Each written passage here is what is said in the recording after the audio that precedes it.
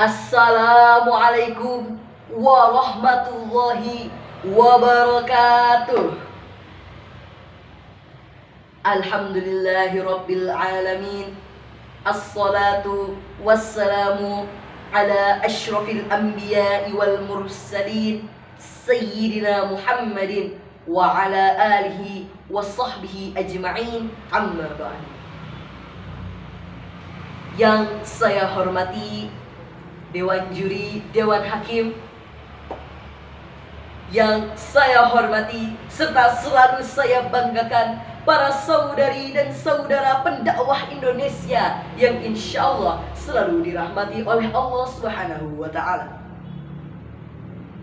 Oi penonton, saya pengen nanya nih, sadar gak sih semakin berkembangnya zaman, mulailah muncul gaya-gaya hidup yang semakin mempermudahkan kita.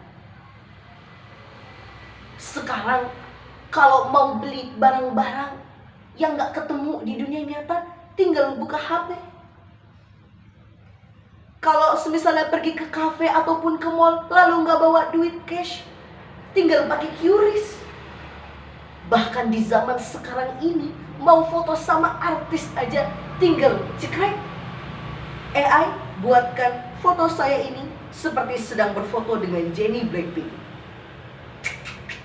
Masya Allah, betapa mudahnya gaya-gaya hidup yang ada di zaman sekarang ini.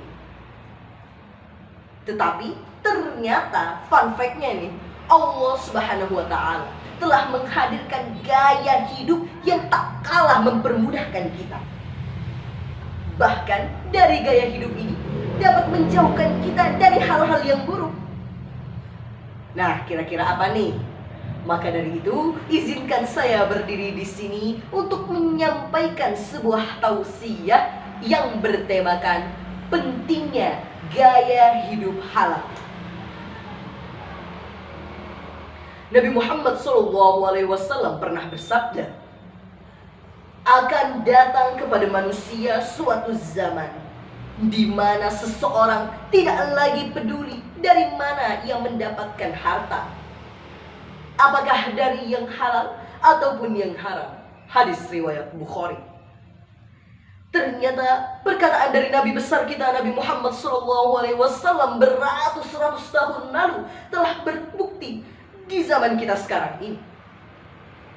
Banyak sekali kita temukan orang-orang yang melakukan tindak korupsi, tindak penipuan, judi online, bahkan rela menjual tubuhnya hanya untuk mendapatkan nikmat-nikmat duniawi yang sementara dan akan ditinggalkan. Na'udzubillahi min dzalik. Mirisnya pengetahuan tentang halal dan haram masih sedikit di kalangan mayoritas kita umat Islam. Mayoritas umat Islam menganggap halal dan haram hanya sebatas untuk makanan dan minuman saja. Padahal halal dan haram jauh daripada itu. Halal dan haram mencakup seluruh aspek dalam kehidupan kita. Mulai dari cara bertransaksi, cara berpakaian, cara bermuamalah. Semua memiliki halal dan haramnya yang telah Allah Subhanahu wa Ta'ala tentukan. Saya ingin para hadirin semua memahami bahwa halal dan haram Allah ciptakan bukan untuk mengekang kita sehingga kita tidak bebas dalam berkegiatan. Bukan. Malah justru halal dan haram itu memudahkan kita dalam berkehidupan. Dari halal dan haram Allah bimbing kita untuk mendekatkan pada hal-hal yang baik dan menjauhkan dari hal-hal yang buruk. Hadirin bisa cek di Google, ambillah contoh satu atau dua dari hal-hal yang haram. Pasti di Google, saya jamin Google mengatakan bahwa hal-hal haram tersebut menghadirkan hal-hal yang kurang baik. Saya yakin itu. Maka dari itu hadirin yang dirahmati oleh Allah Subhanahu wa Ta'ala, Allah telah mempermudahkan hidup kita. Allah telah menurunkan kita Al-Quran sebagai buku pedoman hidup.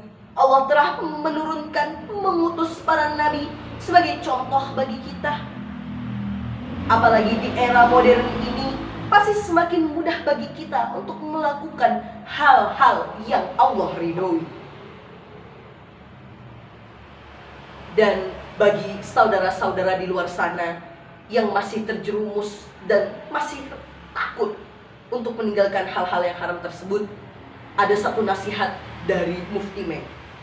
Beliau menyampaikan, lebih baik kehilangan sesuatu demi Tuhan daripada kehilangan Tuhan demi mendapatkan sesuatu.